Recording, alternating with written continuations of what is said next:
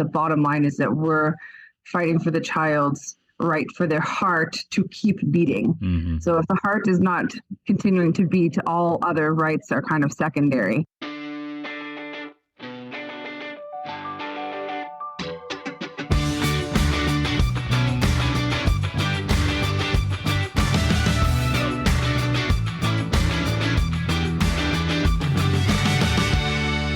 It is Friday, September the 26th. We made it. Yes, we did. And what a week it's been. Crazy week. Every week is crazy. But, you know, looking back, and three of us talked about, of course, Derek Turner, executive producer in the room.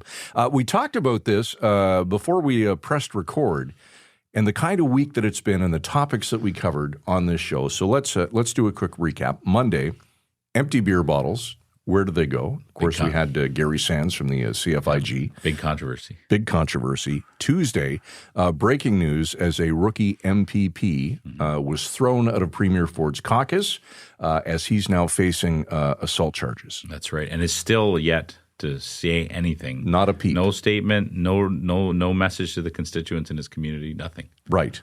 Wednesday, the effects and the potential links, as some would say, Tylenol to autism. Yes. And that women who are pregnant should not take it. Yes, which is complete baloney. It was actually amazing, just to go off topic for a second, but the pace at which the medical community in Canada answered to that, and it was crazy. They just came out in full force to respond. Whether it was Health Canada, different organizations that treat women, pregnant women, experts all over the country, just right out the door. This is ridiculous. Right, So it was kind of fascinating to watch. It was, and it started Monday with the Food and Drug Administration in the U.S. Sending this release out saying, "Wait, there is a connection here." Yeah. And then, of course, Robert Kennedy and Trump, and that kind of took on a life of its own. Yeah. So that was Wednesday, and then last night, coyotes. And what to do. Every time we talk about coyotes, it goes bonkers. You know what, though? But it really is an issue facing so many communities. This idea that you're walking your dog or running on the trail and you see a coyote coming up, and there was that sad story out of Orillia where people lost their pet. Someone lost a pet. The other pet was attacked. You have young kids. You're walking close to them. In Toronto, it's been an issue now for years, and especially with the construction of the Ontario Place. Right. There's been all kinds of issues, and I think just people are looking for answers. And it was Leslie Sampson who was on the show, right, from Coyote Watch Canada, right, talking about how there's a lot of thinking that has to go into how we interact with wildlife, like to be careful not to be feeding them. She specifically pointed that some photographers will leave food out to try to get these animals close to get a good picture, right? And careful what you wish for. Yeah, and part of it is like we need to be careful. Like don't be feeding these, and don't make it seem like they should be coming to your backyard for an old slice of pizza or something. No. And not pinning blame on people, but I'm just saying that's kind of the way it is. You have to be careful. Okay, so to tonight, another important topic. One of our markets, Sault Ste. Marie City Council recently, in fact, this week, saying no to a wonderful organization based in Calgary, at least that's where it started, called Hope's Cradle. Yes, this is the organization that helps set up places for women to bring babies that they don't feel that they can care for. Right. So it's a safe place to drop your baby. It could be in the middle of the night. Yep. I believe it started at a fire hall in somewhere in Calgary, Strathmore, or somewhere in Alberta. Strathmore, Alberta. And the idea is there's no judgment, no questions asked. If you're struggling, you feel like you can't handle being the mother to this child, you can bring it safely to this place. And it's she wouldn't. They haven't ever released data on how many babies are actually dropped off for privacy reasons, but it has spread a little bit. I believe there's a community in Manitoba that has one of these now. Correct. And in Durham region in Clarington, Ontario, I think that is correct. Yes, the community has one, right?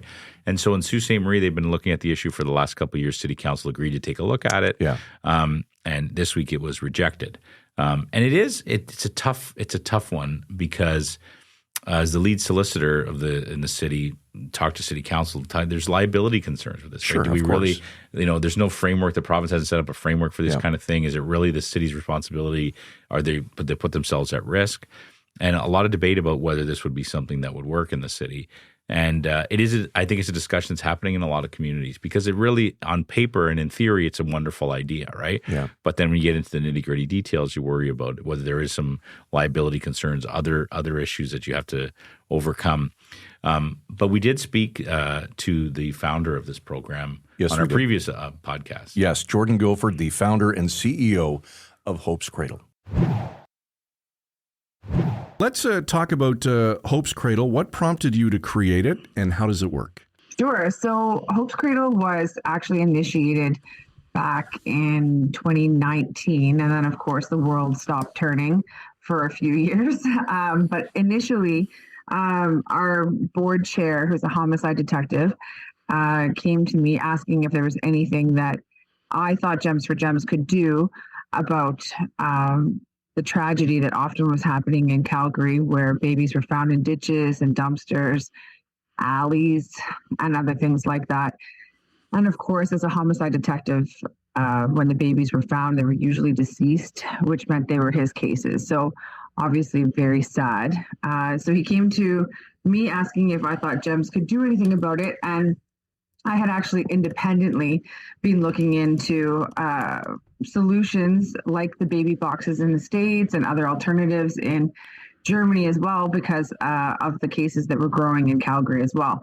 So when he brought it up, I said, absolutely. And we put our heads together, pitched it to the board, and they said, yes, absolutely. So we got to work. Initially, what we wanted to be able to do was bring cradles to hospitals in Calgary. But of course, with it being 2020, probably the worst time in history to try to be working on something additional with the hospitals. So we worked at that for about 2 years. The hospitals kept saying, yes, this is a great idea. We love it, but not now, not now, not now. Then, of course, the babies continued to come in. And eventually I had enough of waiting, and I started looking at alternative options. And as soon as I did that, I was connected with a wonderful man called Captain Eric Alexander out of the Strathmore Fire Station. And he had also been wanting to be able to do something like this. And we were kind of each other's missing pieces. So we, within 5 months of meeting each other, we had our first cradle across the line in the Strathmore Fire Station. That's amazing. Can you describe it for us? How does it work? So essentially, it is there's a door that's about 2 feet by 3 feet outside of the fire station, and it doesn't have to be in fire stations, but most of ours have been to date.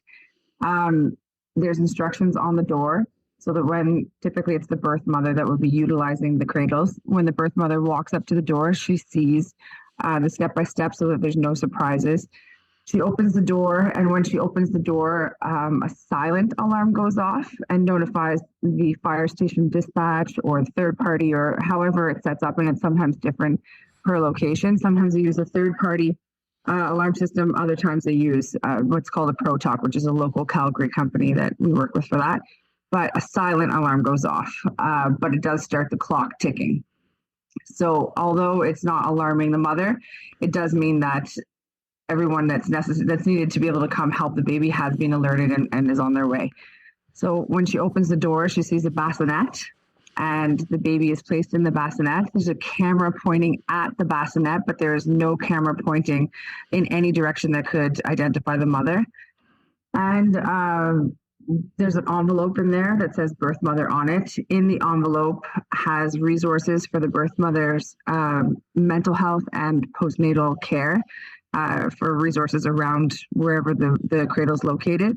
Our psychologist's information is there so that if she would like help being able to identify the areas that she needs help in, that's there for her as well as a medical form for her to fill out information about the birth father, her medical health, her medical history, any family information that she would like to share.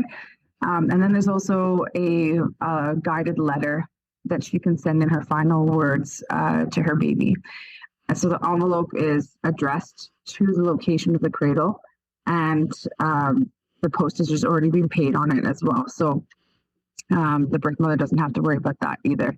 So after about 2 minutes, there's a secondary alarm, and this one is audible. And that's just to let her know that someone is very close to coming. We're trying to make this as compassionate for both sides of the equation as we possibly can. So we don't want the birth mother saying goodbye and having a firefighter open the other side of the cradle during that type of time. So she's given that secondary alarm. She closes the door locks and cannot be reopened. And then within a minute or two, someone will be there. That's amazing. It is. How often is this happening, Jordan? Well, legal reasons, I can't tell you how often our cradles have been used simply because we don't have enough. Right now, if I was to say who or that yes. one was utilized, it would be kind of counterproductive as far as keeping the anonymity there. Mm-hmm. But we are very happy with the progress that we're seeing as far as the impact in the communities with our cradles. And it's easier to kind of talk numbers with regards to the states. For instance, since 1999, I believe almost 5,000 babies have been saved via cradles like this. So it's really our organization's goal to be able to have Hope's Cradles everywhere, so that it's a resource for everyone. But it's safe to say mothers have used this service. Is that, am I allowed to ask that? Yeah. Thousands of sorry, in Canada, I mean, in Alberta. Yes. Yeah. Okay. Yes. Not thousands though. No.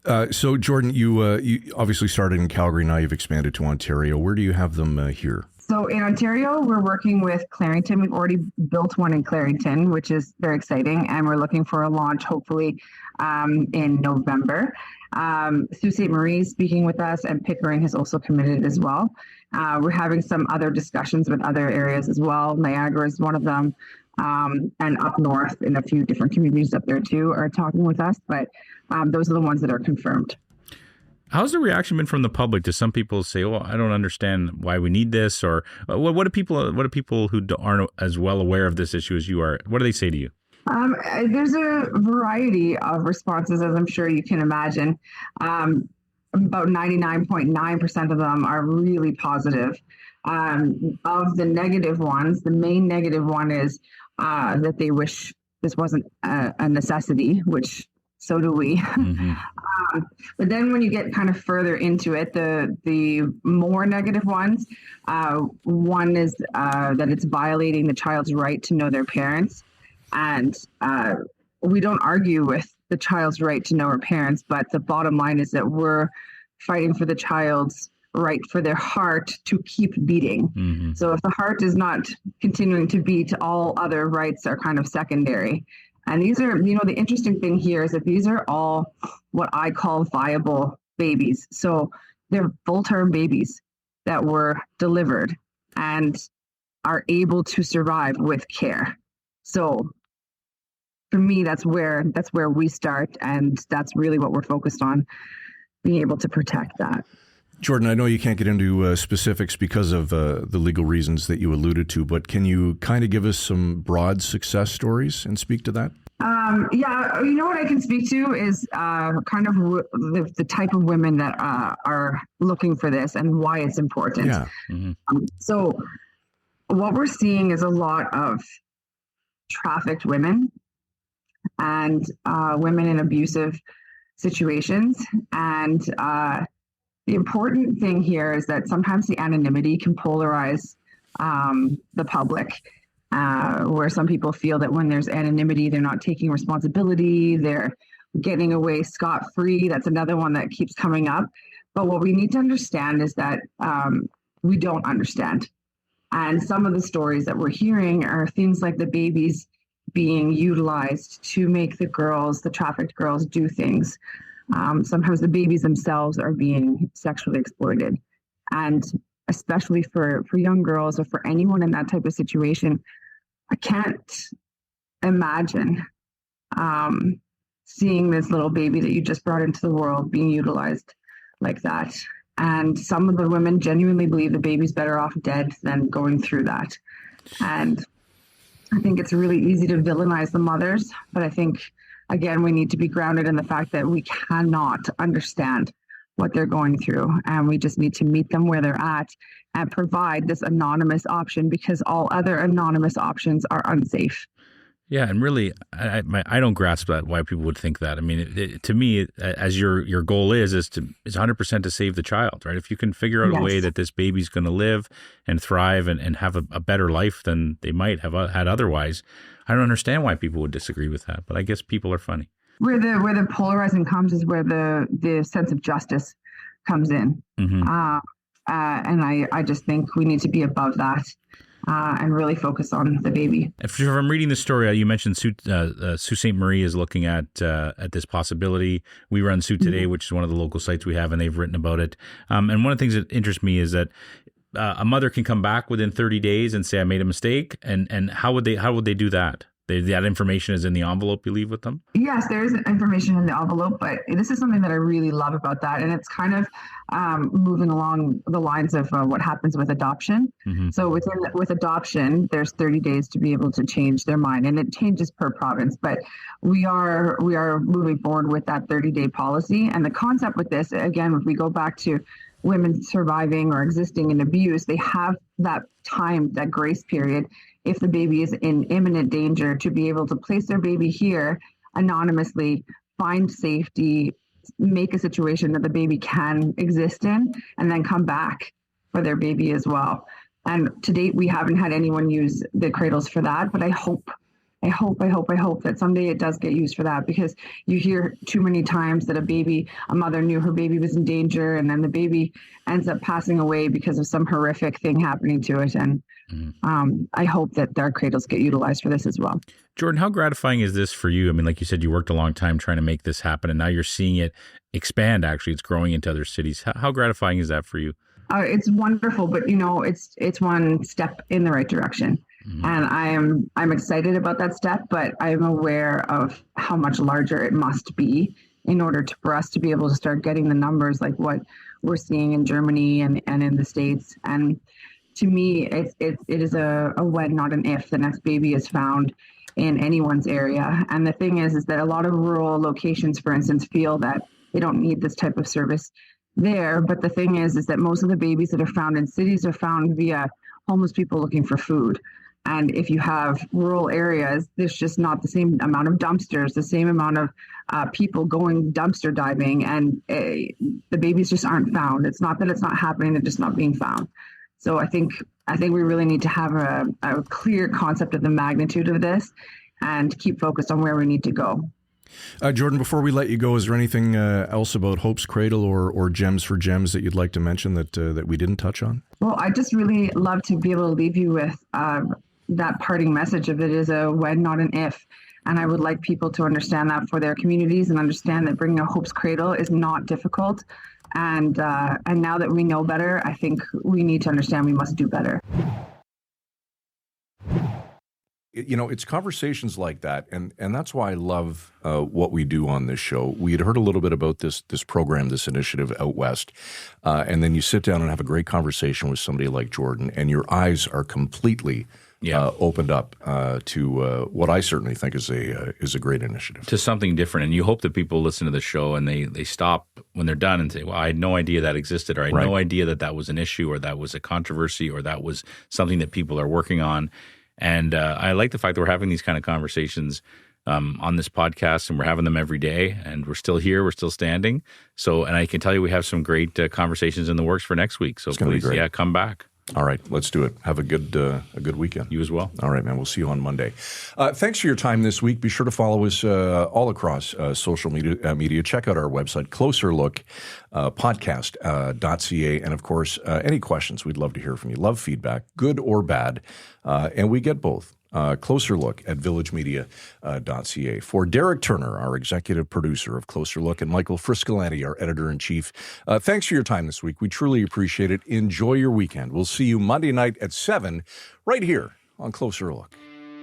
Frisco and Scott's Wardrobe provided in part by Moores, Sault Ste. Marie.